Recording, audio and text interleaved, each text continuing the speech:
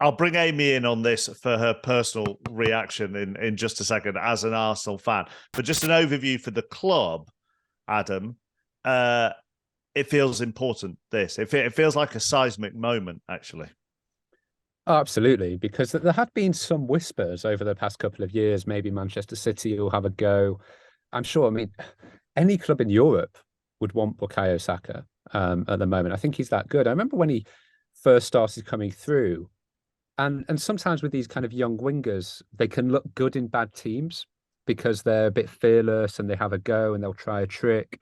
I remember when Adnan Januzaj came through at Manchester United, everyone was very excited about him because he was brave in an underperforming team.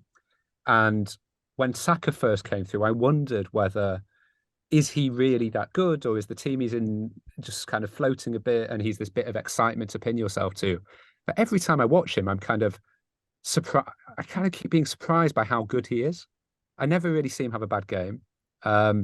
I think it dawned on everyone really during maybe everyone outside of Arsenal, Amy might say, during the Euros for England last year when he came into to the team kind of midway through the tournament and really, really impressed. And also just his response. And I know this is what people will always go to with Saka, but the response to missing that penalty from him, the pressure that he was under, the abuse that he received, it was just an incredibly.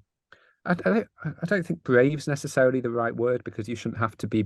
It wouldn't be wrong to not be brave in that situation. You shouldn't have to face it. But just the manner in which he's responded has just been so impressive. I don't know a fan of a rival club that actually dislikes him.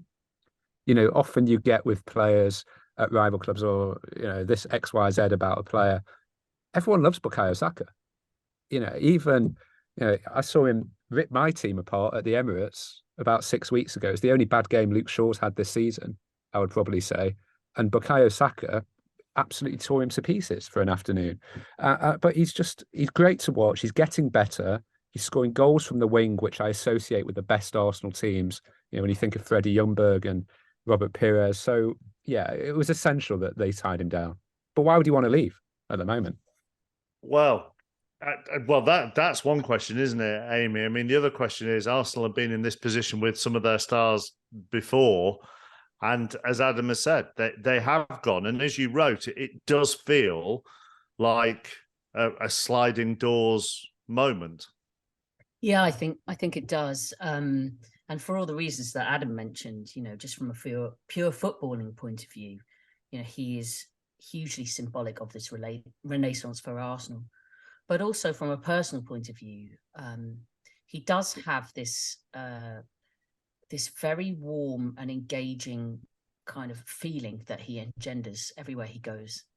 And I think I noticed it again during the Euros when it was more what other England players were saying about him. And I found myself a little surprised about that. Why would they suddenly be so impressed by this 18-year-old, I think he might have been at the time, coming in? He's a very easygoing, gentle, humble guy, incredibly humble. And yet he has this capacity to make everyone around him feel better and play better. I think and his consistency is something that I found remarkable. I was fortunate enough to be at what I'd say was probably his breakthrough match. Arsenal had a Europa League game at Eintracht Frankfurt when Emery was around, and he came in and scored and assisted twice. I think Arsenal got 3 goals that day, and he was involved in all of them. And Aubameyang, who was the main man at the time, went and pulled him over and put his arm around him, was pointing at him as if to say, "Look at this guy." And we spoke to him afterwards, and even then, he was just so calm and well-mannered and balanced. And you could see he was someone that had the ingredients psychologically, as well as, in terms of football brains and football talent. And I think what was astonishing is how whatever the next hurdle, you start off coming in and playing maybe League Cup games and Europa League. He was brilliant. Then you're in the Premier League team and he was brilliant. Then you're playing for England. He's been brilliant. Then the team's getting better in the top of the league. He's been brilliant. He's responded to a setback like that, missing that penalty. He's been brilliant.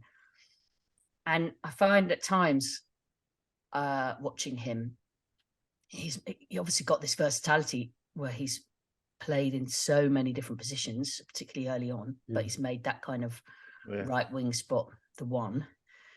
But in certain games where he's not getting the ball so much because the way Arsenal play, the wide forwards really hug the touchline, I find myself thinking there's got to be a way of getting him more involved, like all the time, because whenever he's on the ball, there's trouble for the opposition. You know, he is incredibly difficult to handle. And I think that he has this toughness that people maybe underestimate, but a physical toughness that if he does get kicked and he does get double marked, which is happening a lot, he doesn't tend to let it affect his game. There is a different argument about how long that is reasonably something that can go on for.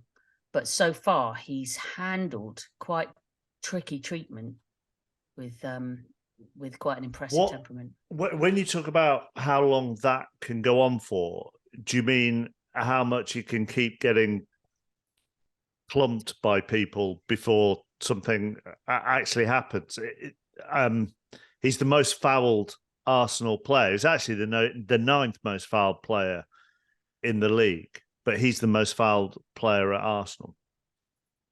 Yeah, I don't know enough about physiology to know whether kind of we've just booked the wrong guest, Amy. No, but I would be interested if someone could say, actually, if you're getting kicked every week, then this might happen, or that might happen, or the percentage chance of this happening is more. But you know, quite apart from how often he's getting fouled, and of course those fouls have to be called, and there's quite a few that don't get notice, that get waved away, so they're not obviously included in the stats.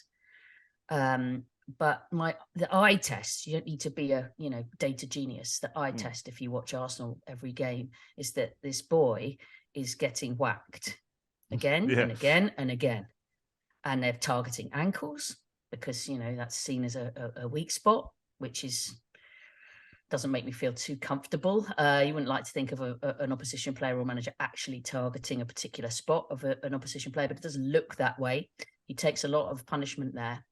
I'm not making a comparison in terms of football because Maradona is Maradona, but if you watch old videos of Maradona in Serie A when defenders were like butchers, and that was allowed, he was incredible in the way that he would just get absolutely smashed and just get up and go again, and get smashed again and get up and go again.